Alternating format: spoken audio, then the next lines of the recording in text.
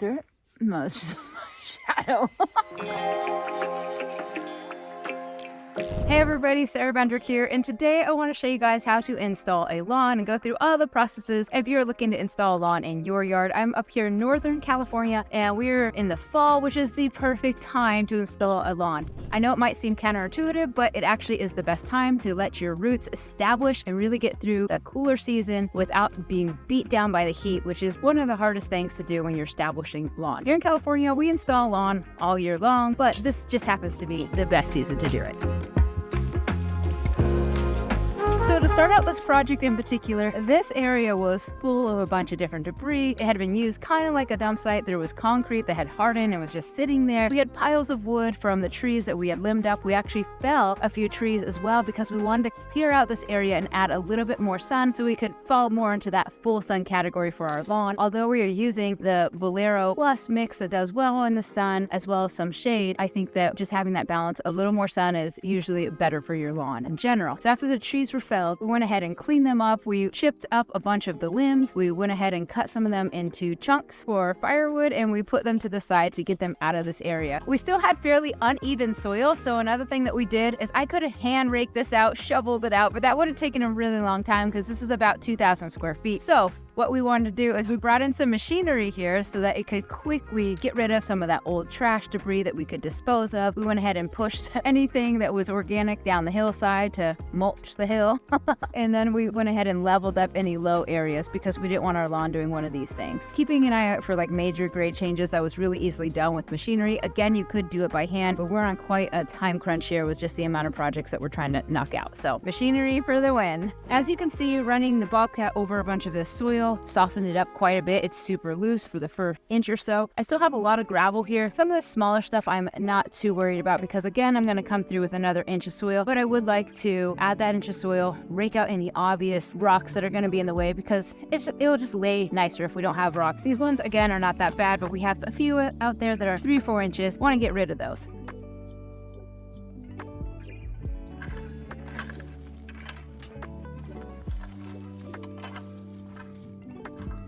Next, we want to set the perimeter of the lawn, which is basically the outside edges of where our whole lawn area is going to go. And at this point in time, you either should have a landscape irrigation plan or you need to design that out now if you in fact need irrigation at all. Some of us are lucky and don't need it. I am not one of those folks. I am in Northern California. Luckily, we are pulling from a well, so we have access to a decent amount of water. However, water savings is always in fashion, and so we're using Hunter's MP Rotators, which can reduce water by about 30% compared to traditional spray nozzles. They also use a slow and steady rate of application, which matches the rate at which most soils can absorb it. So you want to make sure you're not overspraying, and this will help prevent that. Plus, it has really great uniform distribution of water for a healthy lawn.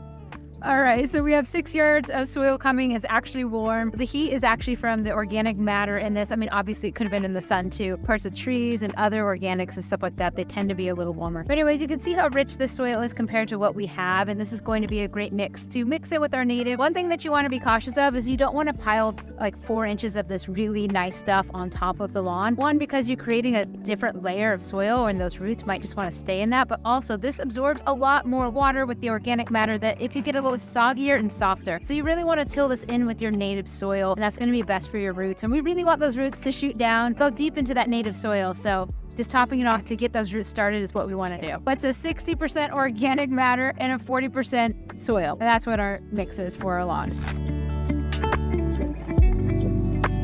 I recommend adding a soil root booster. It's not necessary, but it helps. Well, the trenches have been dug. That is not my favorite part, so we definitely brought some people in to help with that. Trenches are 12 inches down. You probably could go 8, but we went a little bit more. It does get pretty cold up here and we get occasional snow. As you can see, the white flags are all along the perimeter. That is where our irrigation heads are going to go. We are using Hunter's MP Rotators. We're going to use a combination of their MP 1000s and their MP 2000s. Also, before we get started, you can see we have that 1 inch of soil. I was really hoping that I'd have a little extra for my garden beds. I do not, so I'll have to get another load in. You can see that this is nice and layer it on the top. I'm going to use my yard boss to till it into the top. Like I said, you don't really want to have that separation of soil. 1 inch is not terrible. You can lay 1 inch and leave it. But because our lower soil is very hard, I just want to break that up a little bit and get those roots touching with some of the native soil so that it encourages them to continue to grow down.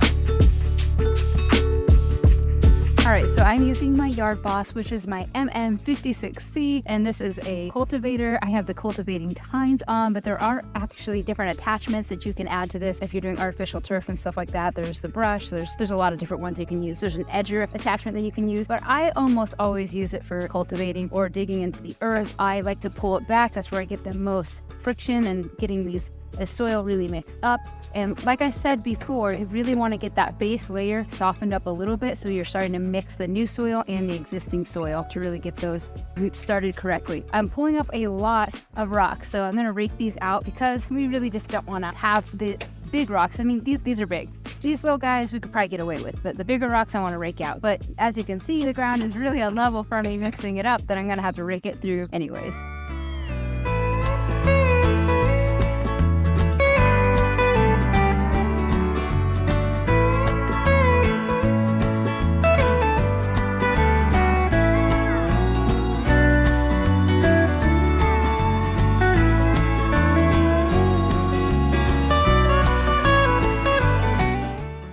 You can rent a sod roller for about $30 a day, and this really helps compact the soil that's been freshly graded, as well as press down any of those pesky little rocks, giving you a level spot to start. Also, you want to wet down your soil the night before you lay your sod.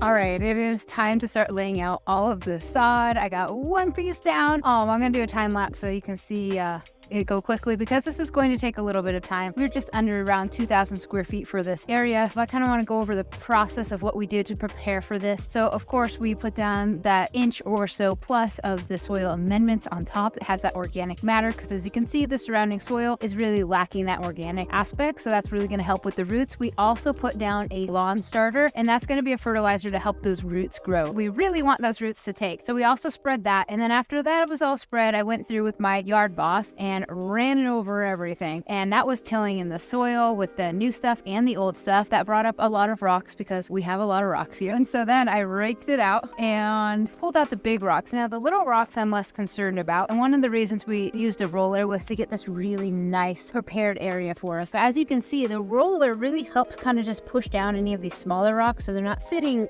up. A lot of these smaller ones aren't really a big concern, but some of the bigger ones that we were coming across, I'm looking for a bigger one here, like these guys right here.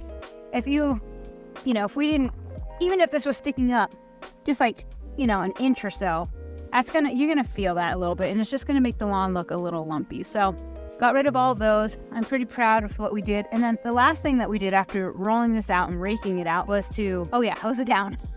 So with the shower setting, we just went ahead and watered it down because you don't want to put this sod that's already super stressed from literally being ripped out of the ground or gently and lovingly cut and transported, but it is still traumatic for it. So we'll want to make sure that the moisture stays in the lawn. And so if we put the sod on super dry soil, moisture's going to go where it's driest. Misting this off and getting that through the first half an inch or so a while ago, letting it settle so when I trample on it, it's not sticking to my feet and causing clumps and stuff like that. That's what you'll want to do. So if you have a really clayey soil, you might even want to water it the night before and then come through and lay your sod if you have that option. For us, the soil's pretty good. It's not really tracking on my feet, especially because it's nice and compact right now. So I feel pretty good about laying this, but as I am laying it, I'll keep an eye on like big stuff like this.